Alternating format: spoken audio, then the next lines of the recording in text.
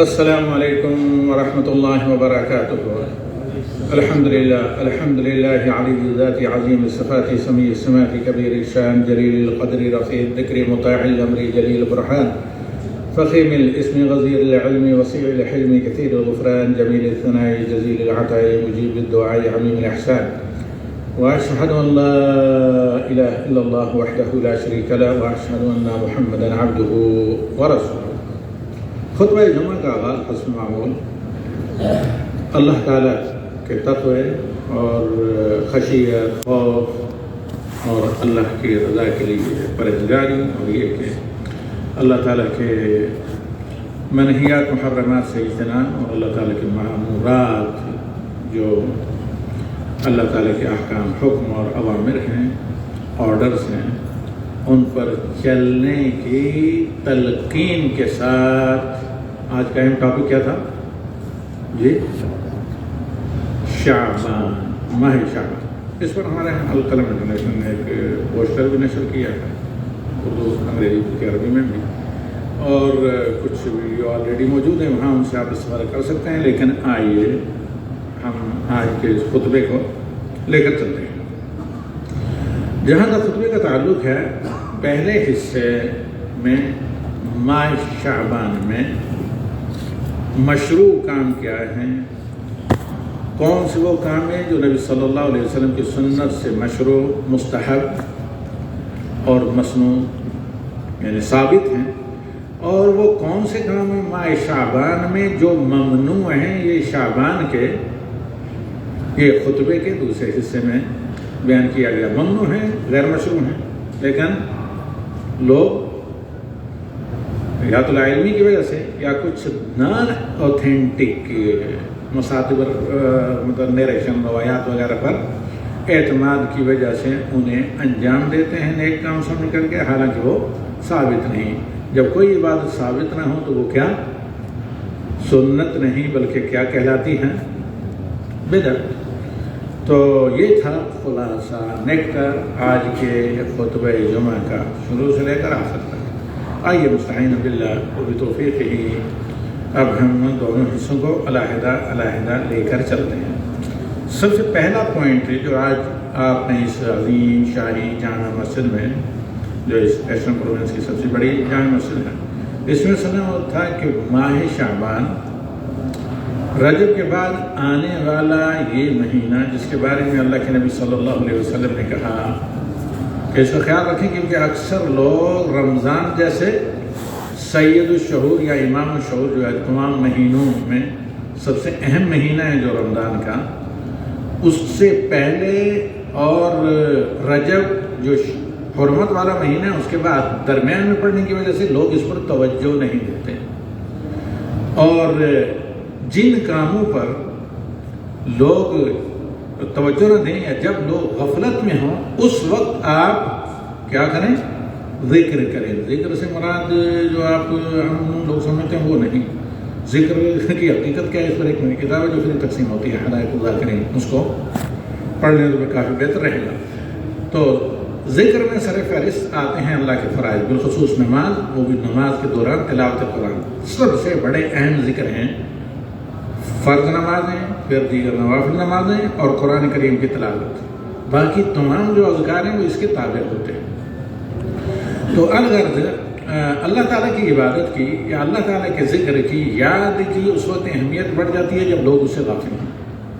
رات کے آخری پہر میں تہجد یا قیام کی اتنی اہمیت کیوں ہے یا استغفار یا دعا اور التجا کی کیونکہ اس وقت لوگ گھوڑے بیچ کر سوئے ہوئے ہوتے ہیں خراج لے کر. سب سے زیادہ نیند کا غلبہ اور وزنی نیند کب ہوتی ہے ہیوی نیند رات کے آخری پہر میں فجر کی اذان سے کچھ پہلے. اس سے پہلے آپ بالکل اپنے آپ کو فری محسوس کریں گے لیکن جو ہی آدھا گھنٹہ ایک گھنٹہ فجر کی اذان میں رہے تو آدمی اپنے آپ کو بہت ہی زیادہ بہجر اور وزنی اور ہیوی محسوس کرنے لگتا ہے. تو اسی وجہ سے اس وقت غفلت کی جو دعا ہوتی ہیں یا اذکار ہوتے ہیں وہ بہت اہمیت کے حامل ہوتے ہیں. اب آگے چلتے ہیں.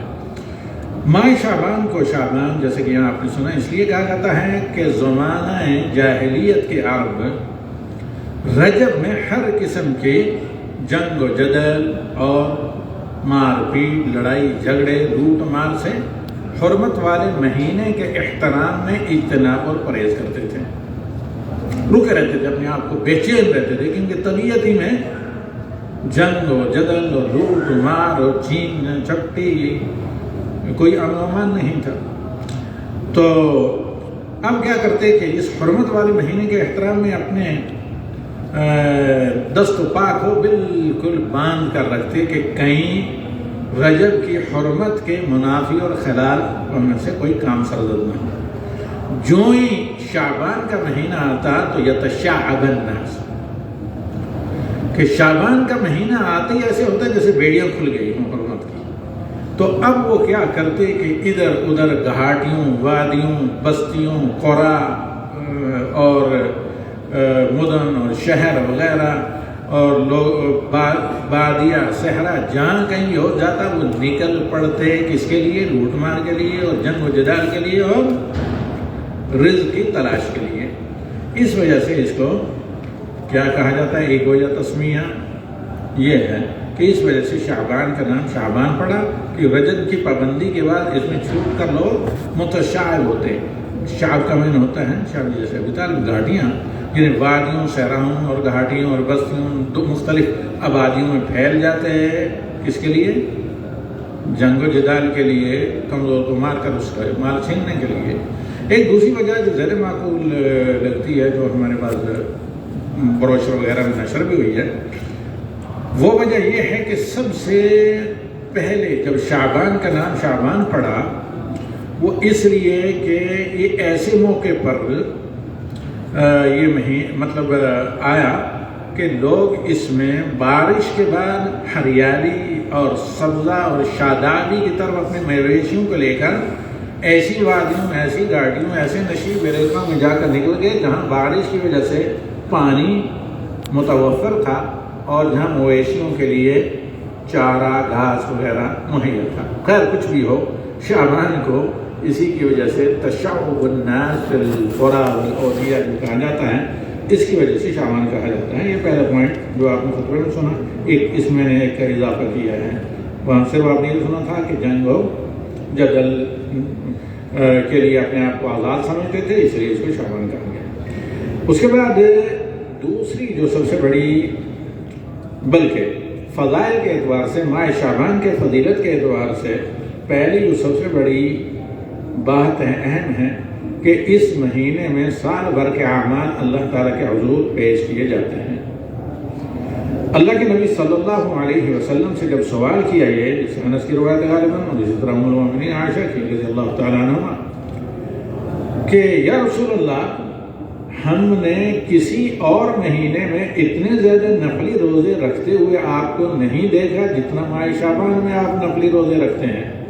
تو نبی صلی اللہ علیہ وسلم نے کہا کہ کیونکہ اس مہینے میں اللہ کے حضور، مراد بٹوین بریکٹ سال بھر کے، اللہ کے حضور بندوں کے دفاتر اعمال نامے پیش کیے جاتے ہیں، تو میں چاہتا ہوں کہ میرے اعمال اللہ کے حضور روزے جیسے اللہ تعالیٰ کے پسندیدہ عمل کی حالت میں پیش ہوں۔ بالکل وہی جواب جو نبی صلی اللہ علیہ وسلم نے دیا ہے تھرسڈے، منڈے، جمعرات اور پیر کے روزے کا۔ جب حضرت انس کہتے ہیں ہم نے سوال کیا کہ ان 2 دنوں کا آپ روزہ رکھتے ہیں ہفتے میں، کہا کہ ہفتے کے اعمال ان 2 دنوں میں اللہ تعالیٰ کے حضور پیش ہوتے ہیں۔ وَأُحِبُّ أَن يُرْفَعَ عَمَلِي وَأَنَا صَائِمٌ، میں چاہتا ہوں کہ میرا عمل اللہ کی اس حالت میں پیش ہو کہ جب میں روزے کی حالت میں ہوں۔ کیوں؟ دیگر بعض حدیث میں کیا ہے؟ من صام یوما فی سبیل اللہ وعد اللہ وجہہ عن النار 70 خریفا، اللہ کے راستے میں ایک نفلی روزہ بھی، فرض تو قرض نہیں اللہ کے، لیکن ایک نفلی روزہ بھی رکھنا جہنم کی آگ سے بندے کو دور کر دیتا ہے۔ بہت لمبی مسافت، 70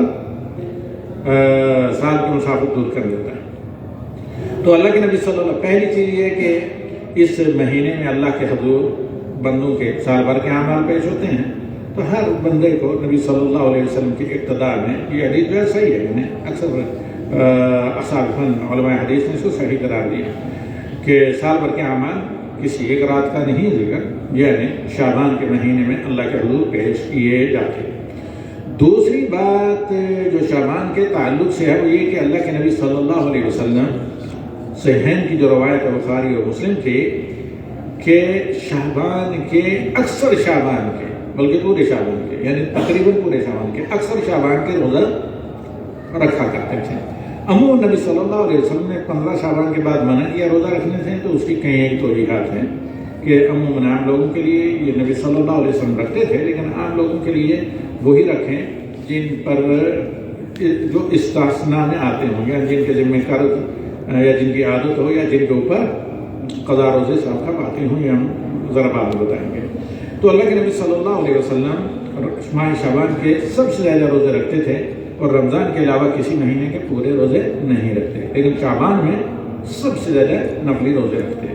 دوسری روایت صحیح مسلم کی ہے، وہ بھی ام المومنین حضرت عائشہ کی، کہ نبی صلی اللہ علیہ وسلم پورے شعبان کے روزے رکھتے، اور اگر حقیقتاً تمام احادیث کو جمع کیا جائے تو یہ معلوم ہوتا ہے کہ پورے سے مراد مبالغتاً زیادہ روزے ہیں، نہ کہ مکمل، کیونکہ ام المومنین کی بعض احادیث سے واضح ہوتا ہے کہ ماہ رمضان کے علاوہ کسی بھی مہینے کے پورے روزے نبی صلی اللہ علیہ وسلم نے کبھی نہیں رکھے، صرف شعبان کے زیادہ روزے رکھتے تھے۔ جس صحیح مسلم کی یہ حدیث میں یہ ہے کہ پورے شعبان کے روزے رکھتے تھے، تو اس سے یعنی تقریباً پورے کے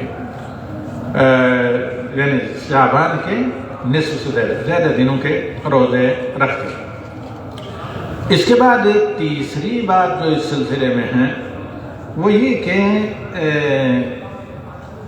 ماہ رمضان شعبان کے آخری جو 2 دن ہیں یعنی رمضان سے پہلے، اس میں روزے رکھنے منع ہیں۔ اللہ کے نبی صلی اللہ علیہ وسلم نے ممانعت کی کہ کوئی وہ روزے نہ رکھے، وصال نہ کرے یا ماہ شعبان کے استقبال کے لیے روزے نہ رکھے۔ تو ماہ رمضان کے استقبال کے لیے روزے نہ رکھے، ماہ شعبان کے آخری 2 دنوں میں روزہ رکھنا منع ہے، الا یہ کہ مستثنی ہے اس شخص کے لیے جو عموماً عادتاً نفلی روزہ رکھتا ہو۔ مثال کے طور پر یوم الخمیس، یوم الاثنین، یعنی تھرسڈے منڈے کا روزہ ایک آدمی رکھتا ہے، یہ تھرسڈے یا منڈے کا دن ماہ شعبان کا 29واں یا 30واں دن ہے، کوئی مسئلہ نہیں رکھے۔ کوئی خاتون ہے، کوئی مرد ہے جس کے ذمہ سابقہ رمضان کے قضا روزے باقی ہیں، سفر کی وجہ سے، منتھلی سائیکل یا جس کو کہتے ہیں دورہ شہریہ یا حیض نفاس وغیرہ کی وجہ سے رمضان کے روزے چھوٹے ہوئے تھے یا بیماری کی وجہ سے چھوٹے ہوئے تھے، اب بالکل ماہ رمضان کا مہینہ آ رہا ہے اور رکھتے رکھتے ایک آدھ روزہ باقی تھا قضا، تو وہ شعبان کے آخر میں رکھ سکتا ہے۔ ٹھیک، ان باتوں کو اچھی طریقے سے نوٹ کیا جائے اور یاد رکھا جائے۔ اسی طرح بعض جو مجموعہ کچھ ہیں روایات، جن سے 15 شعبان کی فضیلت ثابت ہوتی ہے، تو اہل علم تمام جو علماء حدیث ہیں ان کی نظر میں، جیسے حافظ ابن رجب بغدادی رحمہ اللہ کہتے ہیں کہ ماہ شعبان کی 15ویں شب یا 15ویں دن کے بارے میں جتنی بھی احادیث ہیں وہ کیا ہیں؟ نان اوتھینٹک نہیں، یا تو فیبریکیٹ ہیں یا ویک ہیں۔ لہذا 15 شعبان کی رات کی مخصوص عبادتیں زمانی، 15 شعبان کے دن کا خصوصیت کے ساتھ ایک دن کا روزہ رکھنا کسی بھی صحیح صریح اوتھینٹک روایت سے ثابت نہیں، یا تو وہ کیا ہیں؟ ویک ہیں یا فیبریکیٹ ہیں، یعنی موضوع وغیرہ ہیں، اور عبادات کے لیے ضروری ہے کہ صریح ہو، یعنی محکم قرآنی آیت، یا صریح اور صحیح اسٹرانگ اور اوتھینٹک حدیث ہو۔ تخصیص کے ساتھ 15 شعبان کی عبادت نہ رات کی مخصوص، عام جو روزانہ جو تہجد پڑھتا ہے کوئی مسئلہ نہیں، لیکن خصوصیت کے ساتھ 15 شعبان کی نہ تو مخصوص عبادت ثابت ہے اور نہ ہی 15 شعبان کے دن کا مخصوص ایک دن کا روزہ۔ ہاں، یا 20 کے 3 دن کے جو روزے رکھتے ہیں رکھیں، بہت اجر کا کام ہے۔ تو لہذا اس کو عام کرنا یا لوگوں میں عام کرنا یا اس پر عمل کرنا جب عبادت ہے تو عبادت بلا ثبوت کے جائز نہیں ہے۔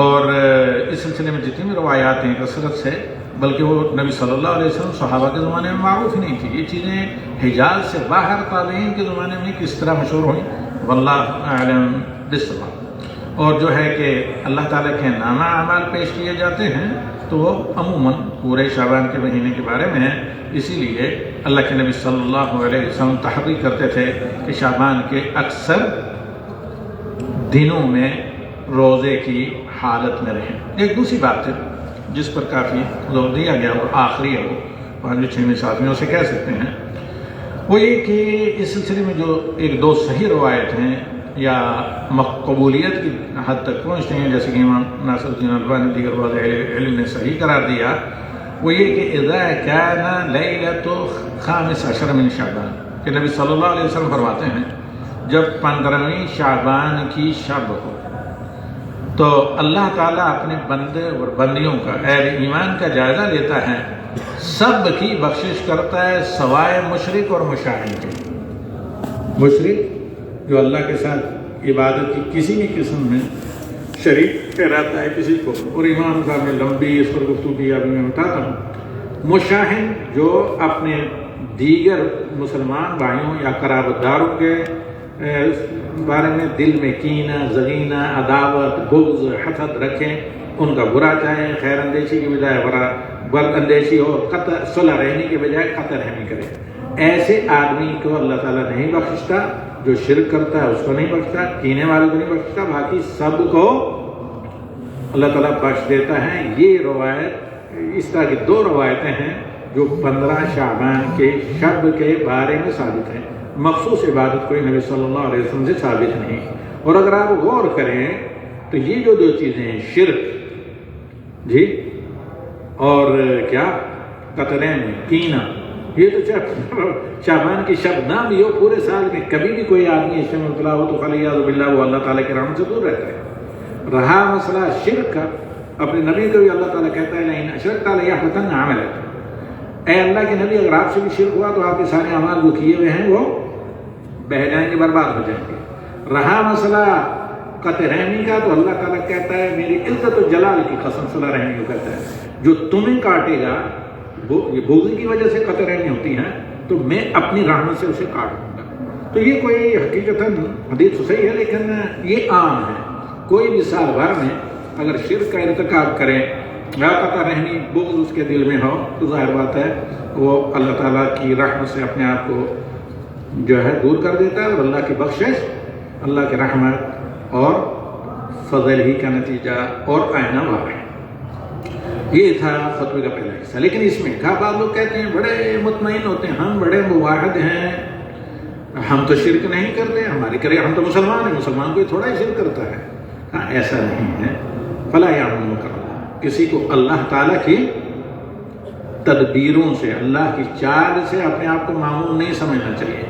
कितने लोगों को बड़ा एतमाद है, हम ये करते हैं, हमें हमारे साथ फलां है फलां है, हमें कौन हमारा बाल बीका कर सकता है, तो फिर उसी लाठी से अल्लाह ताला जिन पर उनको अल्लाह को छोड़कर एतमाद होता है ना, अल्लाह को छोड़कर गैरुल्लाह पर एतमाद, यही शिरक है। फिर उसी लाठी के जरिए अल्लाह ताला जिन पर उनको ना काबिल मुतज़ल एतमाद होता है अल्लाह ताला मारता है, अल्लाहुम्मा इन्ना नऊज़ु बिरज़ाक़िका मिन सख़तिक व बिमुआफ़ाक़िका मिन उक़ूबतिक। तो लिहाजा शिरक सिर्फ यही नहीं है कि आदमी बुत परस्ती करे, गैरुल्लाह से इस्तिग़ासा करे वगैरह, ये तो है ये शिरक अकबर। लेकिन रिया, दिखावा, नुमाइश, शोहरत की तलबी, ये दिखावे के लिए दीन काम करना, ये सारी चीज़ें शिरक में दाखिल हैं।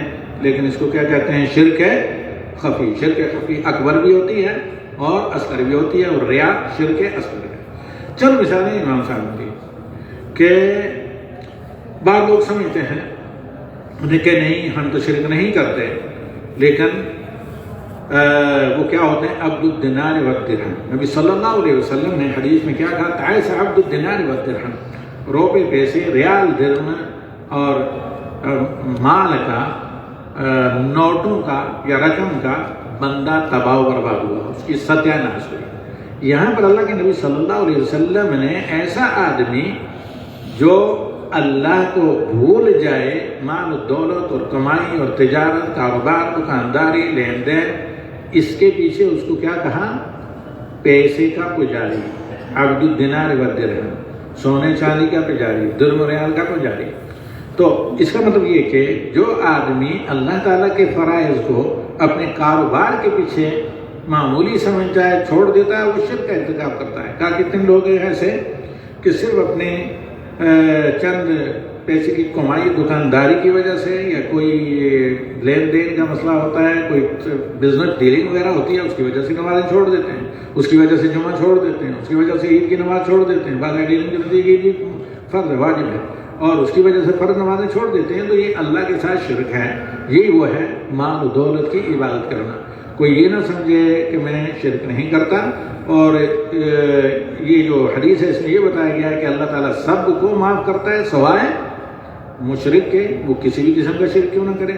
شرک اصغر سے بھی بچنا چاہیے، خواہ وہ اپنے مال و زر کے پیچھے، کاروبار کے پیچھے، ملازمت کے پیچھے، اوور ٹائم کے پیچھے، حرام کے پیچھے، اولاد کی محبت میں، دوستوں کی فرینڈ شپ میں، کسی بھی وجہ سے اگر اللہ کے فرائض کو چھوڑتا ہے تو وہ کیا کرتا ہے؟ جی شرک کا ارتکاب کرتا ہے۔ اسی طرح ذکر کیا امام صاحب نے شرک محبت، کہ کسی کی بھی اپنی دکانداری کی، اپنے کاروبار کی، کسی بھی چیز کی محبت اللہ کی محبت پر غالب نہیں ہونی چاہیے، بلکہ اللہ کی محبت ہر دوسری محبت پر غالب ہونی چاہیے۔ یعنی اللہ کی محبت کے لیے آپ ان چیزوں کو چھوڑیں اور اللہ کو کسی مال کی، اولاد کی، رشتہ داری کی، فرینڈشپ کی، دیگر محبتوں میں اللہ کے فرائض کو نہ چھوڑیں، ورنہ اللہ تعالیٰ کی طرف سے عدم قبولیت کی سزا ملے گی، فَالْعِيَاذُ بِاللَّہ۔ آتے ہیں دوسرے حصے کی طرف، تو کہا کہ کچھ ایسے بھی لوگ ہیں مسلمان کہ وہ کیا ہے کہ ظاہر بات ہے دین سے لا علمی کی وجہ سے یا صحیح بات میں اہل علم کی رہنمائی نہ ہونے کی وجہ سے نیت بڑی ٹھیک ہوتی ہے، لیکن اللہ تعالیٰ کے قبولیت کے لیے صرف نیت کافی نہیں، نیت اس میں شک نہیں کہ انتہائی ضروری ہے، لیکن نیت کے ساتھ ساتھ جی نیت کے ساتھ ساتھ اس عمل کا قرآن و سنت کے مطابق بھی ہونا ضروری ہے۔ جیسے آیت نمبر 110 سورہ الکہف میں اللہ تعالیٰ کہتا ہے فَمَنْ كَانَ يَرْجُو لِقَاءَ رَبِّهِ فَلْيَعْمَلْ عَمَلًا صَالِحًا، یعنی سنت کے مطابق ہو، عمل صالح، اتباع رسول، وَلَا يُشْرِكْ بِعِبَادَةِ رَبِّهِ أَحَدًا، عقیدہ صحیح ہو، عقیدہ توحید، شرک سے پاک ہو عمل، تبھی جا کر اللہ رب العالمین کا قبول ہوتا ہے۔ تو اب یہ جو اس طرح کی بعض روایات ہیں 15 شعبان کی فضیلت وغیرہ کے بارے میں، تو ان روایات میں سے اہل علم کے ہاں کوئی ایک بھی مقبول نہیں، یعنی اتھینٹک نہیں، صحیح نہیں، کہ جس میں خصوصیت کے ساتھ 15 شعبان کی شب بیداری یا مخصوص باتیں یا دن کا روزہ ثابت ہو۔ عمومی طور پر پورے شعبان کی اہمیت ہے، جس کی وجہ سے اللہ کے نبی صلی اللہ علیہ وسلم کثرت سے اس مہینے میں روزہ رکھا کرتے تھے۔ اسی پر ہم اکتفا کرتے ہیں۔ وصلی اللہ علیہ نبی وآخر دعوانا الحمد للہ رب العالمین۔